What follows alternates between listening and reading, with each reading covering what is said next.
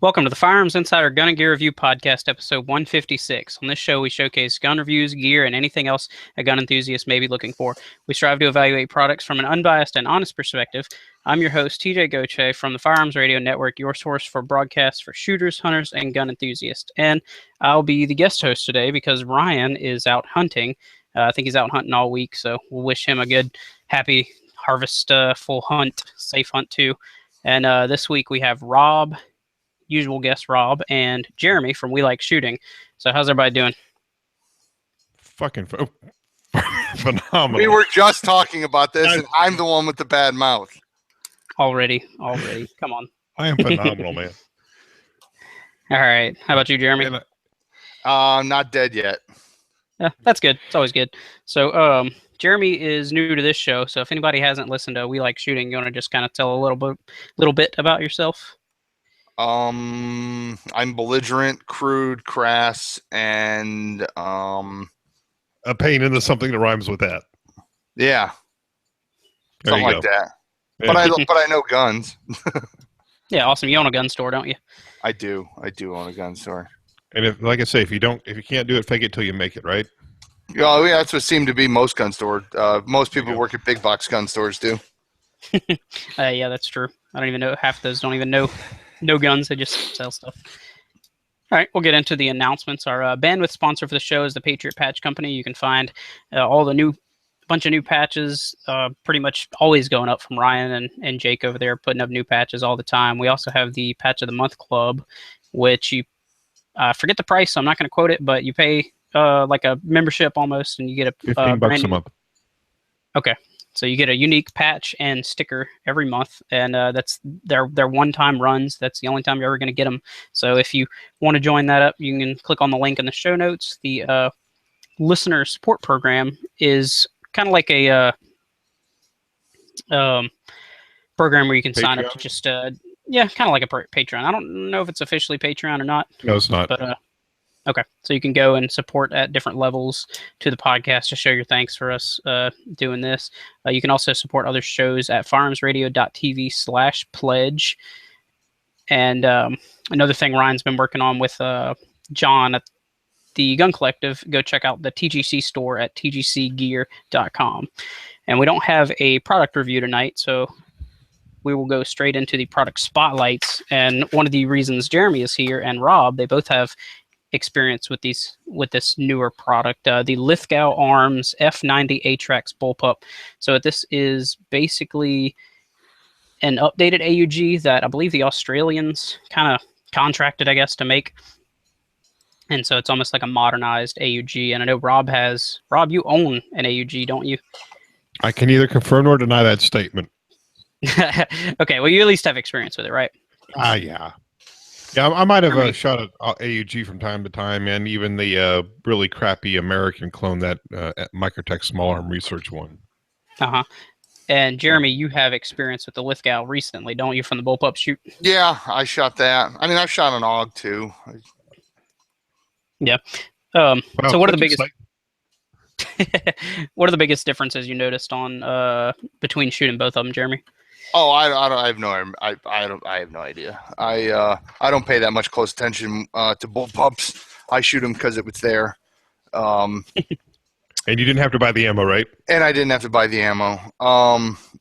Comparing the two, that wouldn't be a fair assessment because it's been a while since I've played with an AUG. So, but you did shoot the F90 recently, haven't you? Correct. It was about a month ago, actually. Whenever the Manticore Arms bullpup shoot was. Nice. So, is that touted as a military rifle that's being imported for civilian use, or was that? Well, no, it's actually a military rifle that I think Australia and a few other countries are using, and they're going to civilianize it and import, like the Tavor. They're going to civilianize it and import it for American use, depending on how the election goes, and as soon as they can get clearance from the ATF to do that. There's a few technical things. I was just wondering, with the way that the trigger works for the full auto, because the one I shot was full auto. Right. And if that is the military setup for it, I don't know if I like that. Yeah, I believe it is. That's that allows people to panic too much and dump ammo. Because okay, so like on a M16 versus so like on an M16, a Chris Vector, your traditional, actually an assault rifle, you have a selector switch. The M16 has safe semi-full auto, or burst. The MP5s had like 800 settings on the sides of some of those bastards. And you would click which one you wanted. You could select that one. The way this Lithgow works is you pull the trigger. It's a tab. What's that?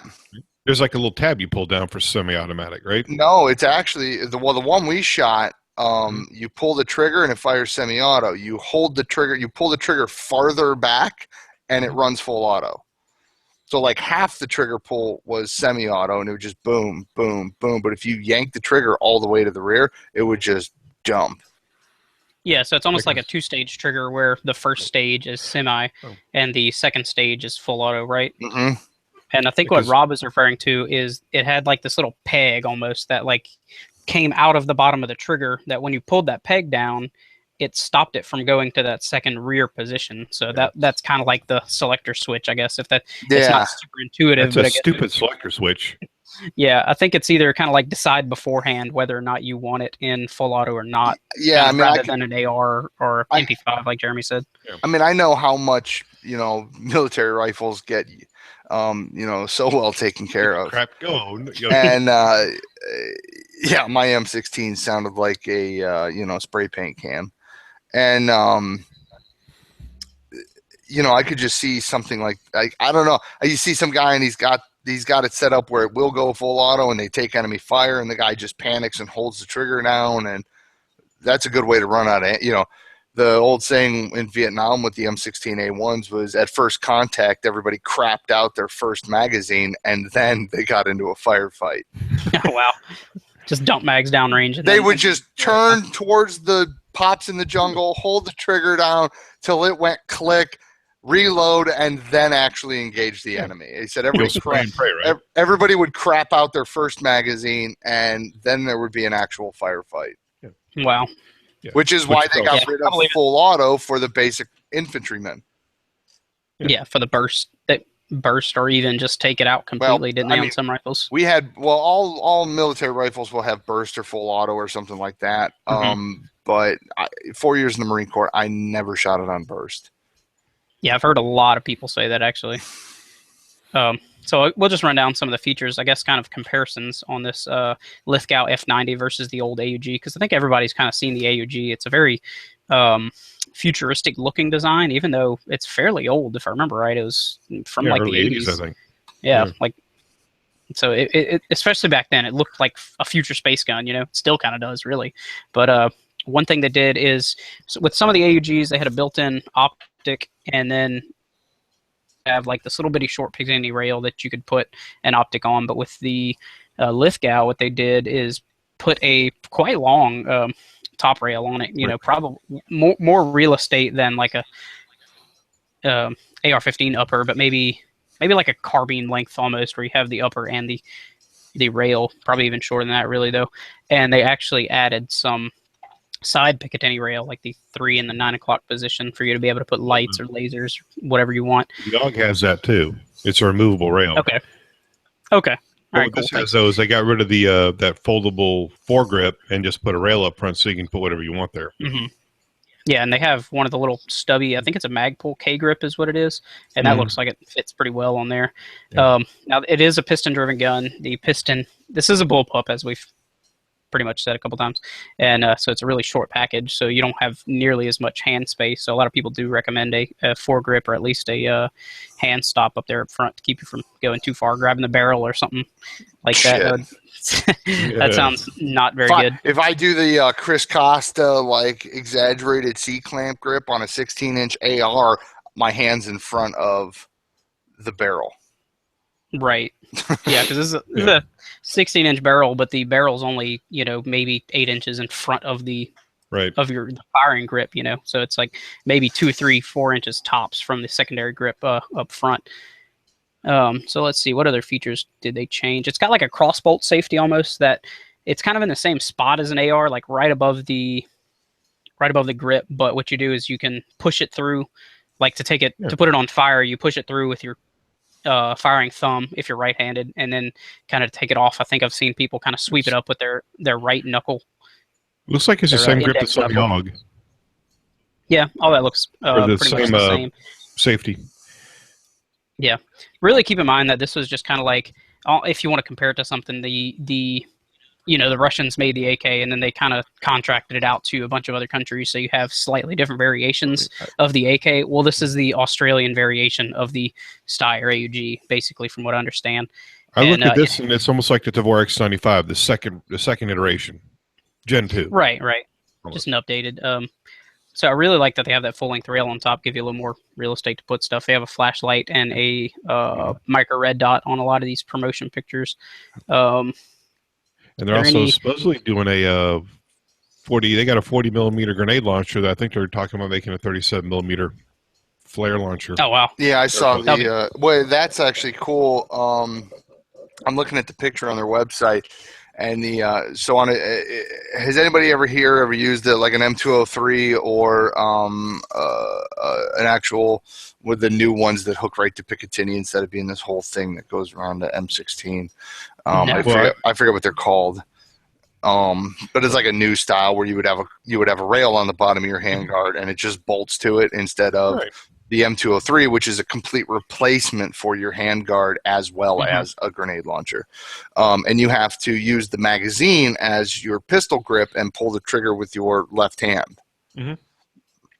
And it looks like the way this 40 mic is mounted to this rifle, so you have your pistol grip here, and then there's this big handguard in front that would almost be like an upright in front of it, and it looks like there's a hole in the middle of it, and the trigger guard of that launcher actually comes through that hole and puts it just below your actual rifle trigger.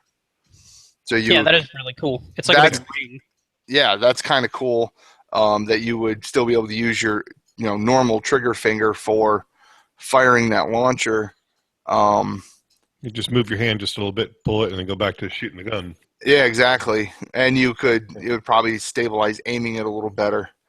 I was actually wondering if it had to be a different receiver, or I don't know if you would call that a receiver. I don't know how their parts work out, but I mean, that's probably trigger a frame. guard. The trigger guard front.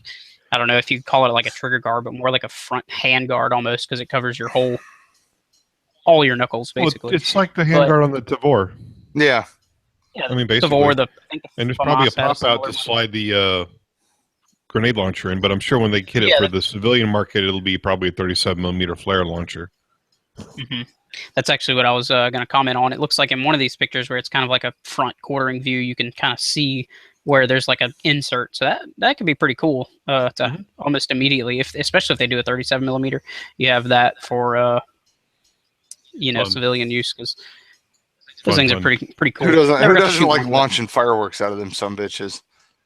Nah, that's boring. Let's do that. Forget about it. So one thing I'm noticing with the AUG, they have two different magazine options. They have an AR option and then an AR magazine option, and then the original AUG magazine. To where with the AR you have like that, I guess, cross bolt push button kind of release, but with the AUG option, it's more like I guess kind of like an AK paddle, except it doesn't extend down. It just kind of like you push it up, and it looks like from the current model, the Lithgow Arms comes with the AUG style magazines.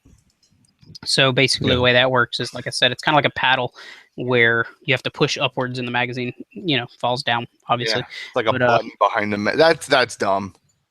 If they're smart when they release it in America, they'll go with a standard AR pattern magazine. Yeah, they might offer both, just like Steyr. They shouldn't, because that's too confusing and people will get mad. Yeah. And also, everyone in America already has AR mags.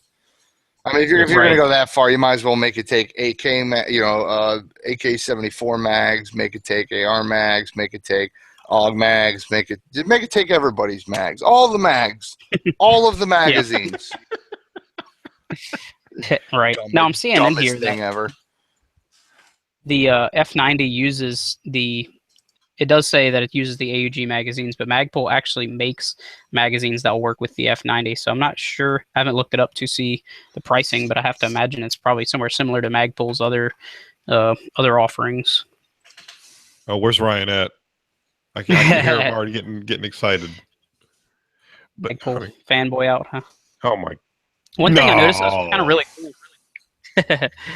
One thing I noticed that was kind of cool versus the AUG is from what I always remember seeing is the barrel just kind of comes out of the receiver, like just the barrel and like the front hand grip. But with this, the F90, the Lithgow F90, the whole upper slides off. So if you do want to change, I don't know if they're eventually going to have like some caliber change kits or what, but right now they have a 16 and a 20-inch barrel.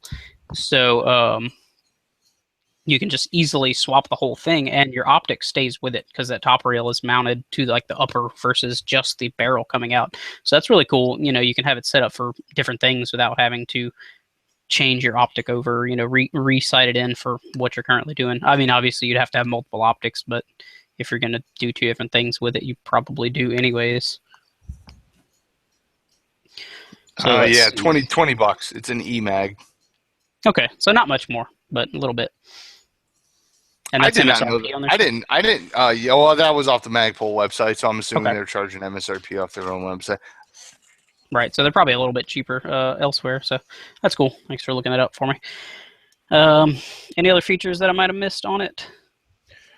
It's a bullpup. Yeah, bullpup. Well, I mean, the big thing I've heard about with their discussions on this gun is the whole thing's basically plastic. Polymer, whatever you want to call it, crap, is plastic. They're trying to figure out what they're going to do to, or how they're going to serialize this thing, because one of the debates they were talking about was serializing the barrel, and the problem is every time you change a barrel or you want to do something related to the barrel, you got to get a new tax stamp or a new part. You know what I mean? You got a stamp. It's just a 4473. Right. Well, I was thinking tax stamp, like if you want to do a short barrel rifle, or you want to do like a yeah, but you got to get that anyway. Yeah. You have to do 4473 to do a quick change or do any kind of barrel changes or whatnot. Do they have a quick change?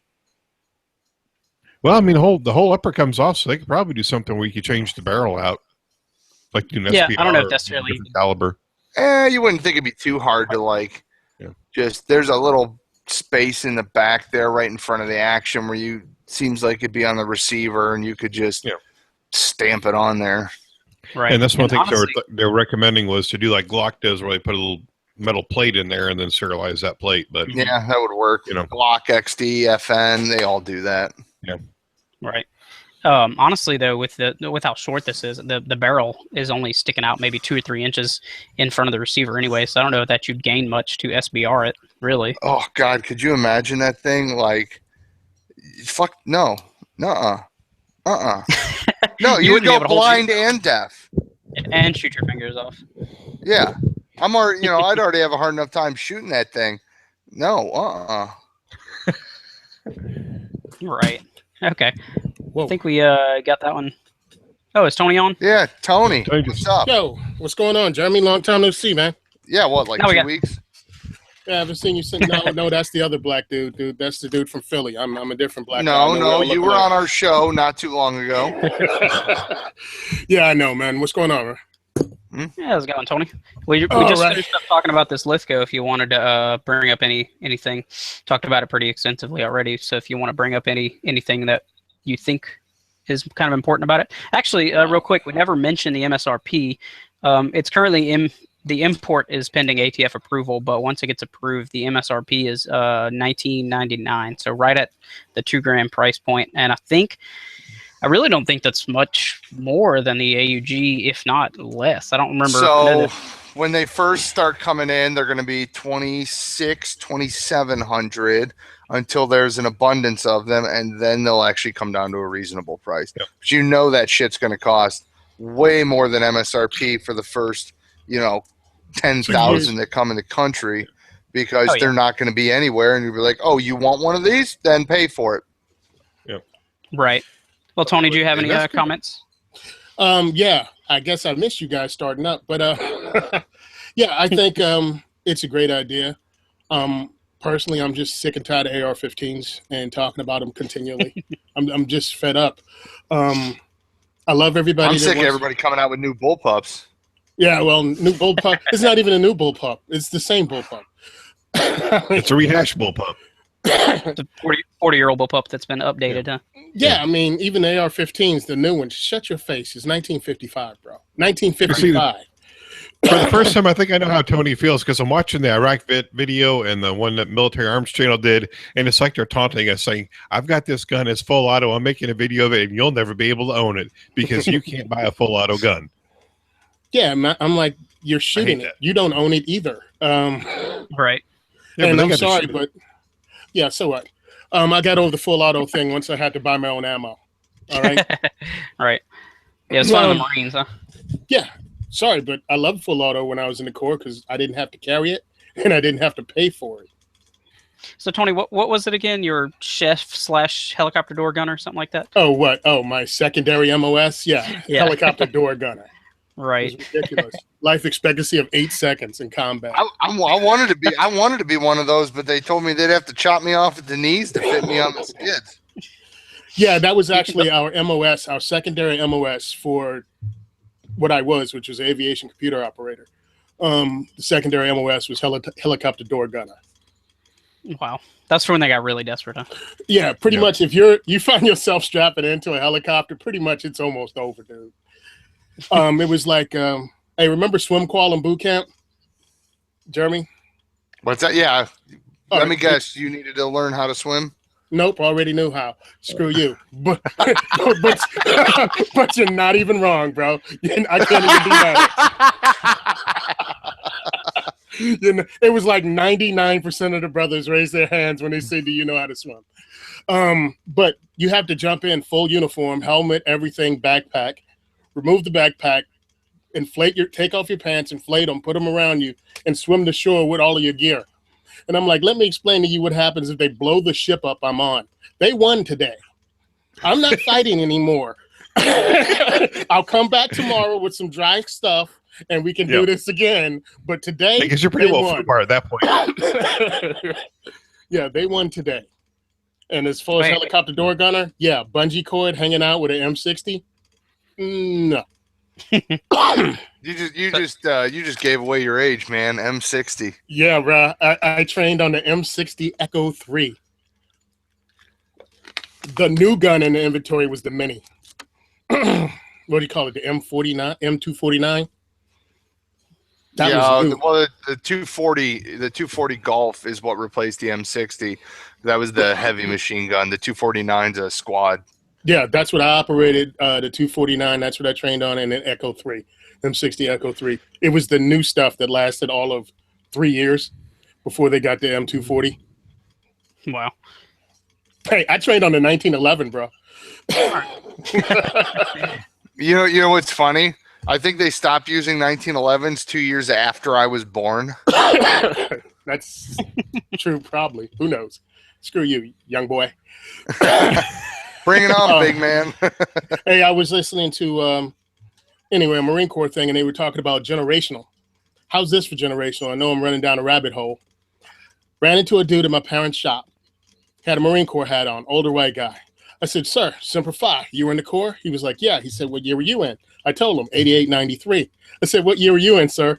My man said, 1936 to 1946. Oh, wow.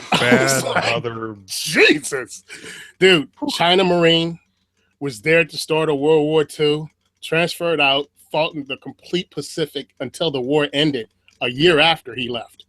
That's what you call one badass right there. Wow. Oh, yeah. I mean, I was just like, it's an honor to meet you, sir. Yeah. Oh, yeah. Definitely. That was my great uncle. I mean, I knew he was in the Marines, but I didn't really know to the extent that he was in the Marines. Turns out he was a mortarman in the Pacific Theater and then was in Korea. Wow. Yeah. I was like, yeah, no. No. Once you did World War II in the Pacific, I'm thinking, I'm checking Korea too? No. Just no. All right, we've hijacked the show. Sorry, go ahead, TJ. It's now the Marine Corps podcast with Jeremy and Tony. We have our supporting non-rates, TJ, and some guy with glasses. Oh, that's leave him alone. He's a midget wrangler. And I thought we were going to get through this whole show without a daggum midget joke. All right. Well, we'll move on to our next product, which is the RE Factor Tactical Velocity Magazine Extension. It's kind of a mouthful there. But basically what this is a machined aluminum for the Glock magazines comes in the 9mm. I think it's the same extension, but it works on the 9mm and 40 magazine since they're the pretty much same magazine, just different followers and all that stuff. So basically, like I said, it's a machined aluminum. The 9mm adds 4 capacity, and the 40 cal adds 2 capacity. So if you're shooting on a 17, be 19, and such. I'm sorry, 20. What was it? 17, 18, 19, 20, 21. Doing math on the air. 21 if you're using it on a Glock 17. These they kind of differ. I mean, I guess everybody's kind of got their different attachments. I forget the brands, but some of them have little pegs, some of them have little set screws. These look like they kind of have like a back plate almost that slides on, almost like the back cover plate on the rear of the Glock slide. The MSRP on them is $39 even, and they don't mention it, but the picture shows it in OD green. So I'm not sure if they'll have it in multiple colors or just only OD green. I'm not really sure. But it says it'll work on Gen 3 and Gen 4. The compatibility, it's compatible with standard Glock Agency, Salient Arms, Raven magwells for the Gen 3 and Gen 4, and Zev magwells for the Gen 3 only. They require minor modification to fit the Zev magwells on the Gen 4, and they are not compatible with SSS magwells. I'm not really sure. I've never heard of them, so I don't really know there. So really, that's pretty much it. It's a pretty simple product, but it does give you the extra capacity. It looks like it's got like some, I guess, serrations in the bottom in case you need to rip it out, give you a little more gripping surface. Well, I mean, it's already weighted, so it falls free now, anyways. I mean, that's half the point of the machined aluminum ones. I mean, you can get it. It's a good mag drop plate. It's going to get scratched up, but at least it won't break like plastic. And it's heavy as shit to begin with. And even if the mag's empty, straight out of the mag well, no sticking.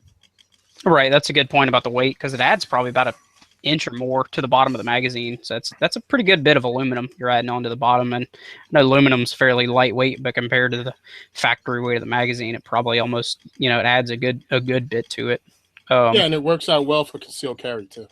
Oh yeah, real good. Yeah, right. Maybe not as your primary. What are you saying? You saying it's wrong to walk around my 31 round mag in my gun?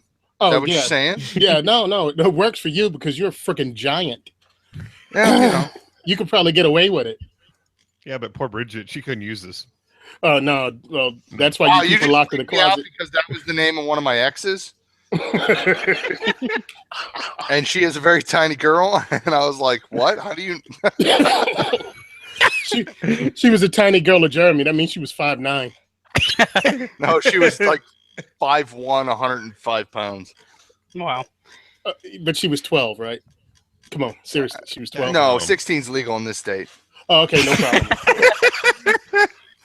I withdraw. My only thing about this is $40. I could buy 2 brand new Glock magazines for that price. Yeah. Yeah, but a lot of these machined aluminum ones are. I think that's a pretty competitive price, because I think what am I thinking? Like the Terran Tactical, I think they're around.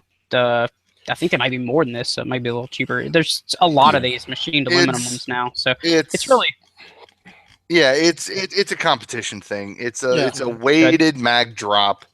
I mean, yes, you get the extension as well. Does it come with springs? Did we? Oh yeah. Okay. We didn't mention that, but it does come with extended springs. Okay, yeah. For what did you? How many plus is that? 4. It's a plus 4. Yeah. Yeah, with a plus 4, you would need a spring. Yeah, definitely.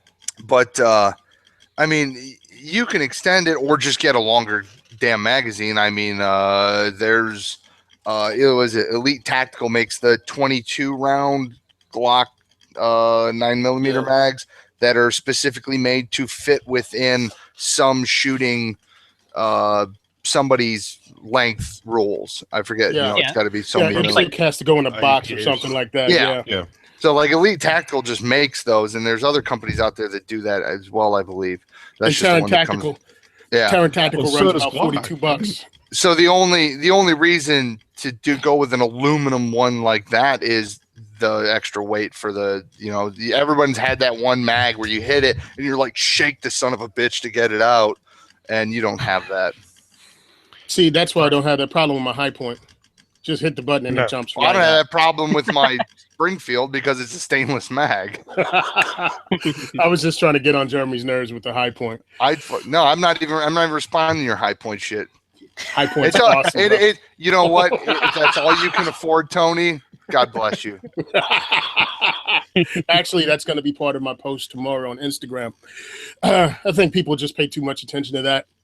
It's like it's more important that you get out and train and actually shoot what you have and work it. And that's way more important than what you have, as long as it works consistently.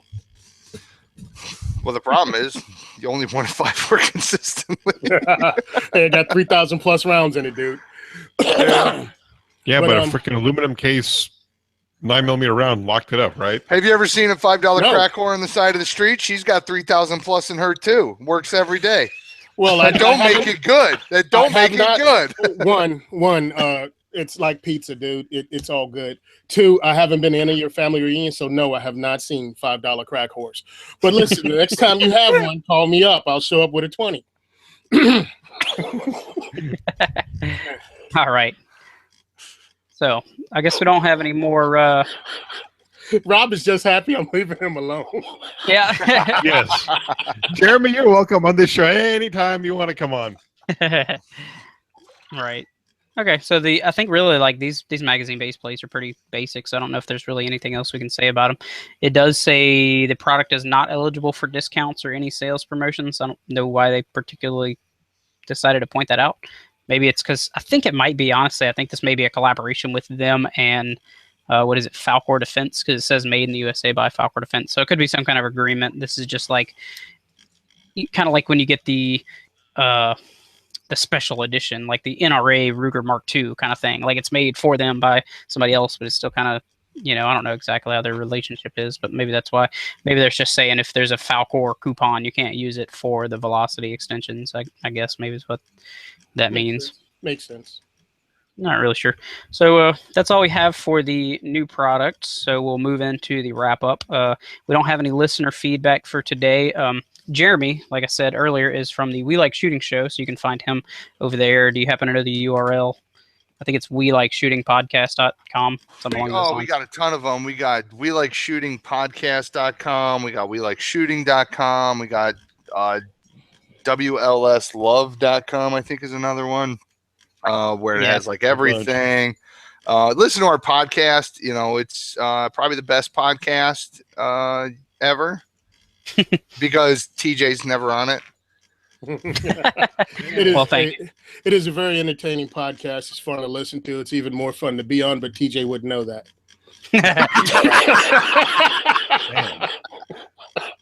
I just get sweet caresses in private from Jeremy in our and I shows. called you a pixie the first time I met you. And many times since. Yeah. Well, it just became funny after that. All right. We'll let Tony do his thing with the Second is for Everyone. The Second is for Everyone. Go to secondisforeveryone.com or diversityshoot.com. My diversity shoots take place every 2 months. We're starting again in February. We've taken a break during the holiday season, which is now. If you want to donate, please, I have a donate button to help me out, because what I do is this time of year, I try to catch things on sale and give them away or raffle them off all the next year. So if you can really help me out, try to give me some donations before Black Friday, because that's when I go absolutely nuts online purchasing stuff. The whole thing is actually set up to introduce new shooters, old shooters, everybody into the Second Amendment movement, also introduce them to the political arm of the Second Amendment. I have the NRA, ILA out. I have Second Amendment groups from New Jersey out, and they actually talk to you, introduce themselves. You get to shoot their guns, train with them, and you get to shoot all kinds of firearms. Usually I have it at Gun for Hire range. They have over 200 rental guns, which they rent for free that day. The range fees drop from $65 to $10. So if you want a night out with some friends, or you have some of those guys at work that just want to shoot a gun but never have, for $10, you can come out, have a good time. I have pizza, prizes, raffles. Every one of my raffles are about $100 plus, and there's $5 per ticket. So if you want to check it out, go to diversitysuit.com. You can check out all the other events. You can check out Simon Says Train on Instagram. You can also look at Facebook, Simon Says Train, and the second is for everyone. That's pretty much my spiel. I really appreciate it. Oh, yeah, and Sean wasn't on this week. Check out Black Bag Resources for any of your gear needs. I got to give him props because he really helped me out at the October event when I couldn't host. Right. And I did message Sean before the show, and he just got back to me a little while ago asking about the discount code for this month. And he said, it's Tony's middle name. He put it in quotes, so I'm assuming it's actually Tony's middle name. No caps, no apostrophes or anything. But if you can find out Tony's middle name, you could probably try that too and see how that works. You're not finding it out. And that's why he made it the discount code. Because my friends are jerks. Is it Anthony? Yes. Damn. You're just so smart. My name is Tony Anthony Simon. All right. And we'll move on to the Fight Tyranny fundraiser. In response to the unconstitutional gun ban in Massachusetts, Attorney General dictated on 7/20 of this year, the Gun Owners Action League in Massachusetts selling shirts to help fund their fight. And so you can go to booster.com/fight tyranny, and it's a pretty cool looking shirt design, and all the funds raised by that goes to help fight. Oh, good news. Those crazy unconstitutional laws. Yeah, what's that? Did you see what happened to the Pennsylvania Attorney General or former Attorney General? No, I didn't. She got jail time, baby. She's getting for what? Perjury. They got it for yeah, they finally got it. They're giving it 2 years. So and they're letting Hillary walk loose and probably be the next president of the United States. That's all right. Hey, they got this. Apparently she didn't kill enough people. Yeah. No, I think she killed just enough to make everyone frightened. Yeah. Well, that too. All right. Well, we'll wrap up here. So you can send questions or comments to the new email address, gungearreview@gmail.com. Remember to subscribe and leave us an iTunes review. Check out the other shows on the Firearms Radio Network, especially We Like Shooting, because it's awesome. But you can check out the other ones at firearmsradio.tv, and be sure to visit the Firearms Insider for reviews and industry coverage. And that's it. Everybody have a good week. And bye, Felicia. Hashtag never TJ. Hashtag Aaron gave me diabetes.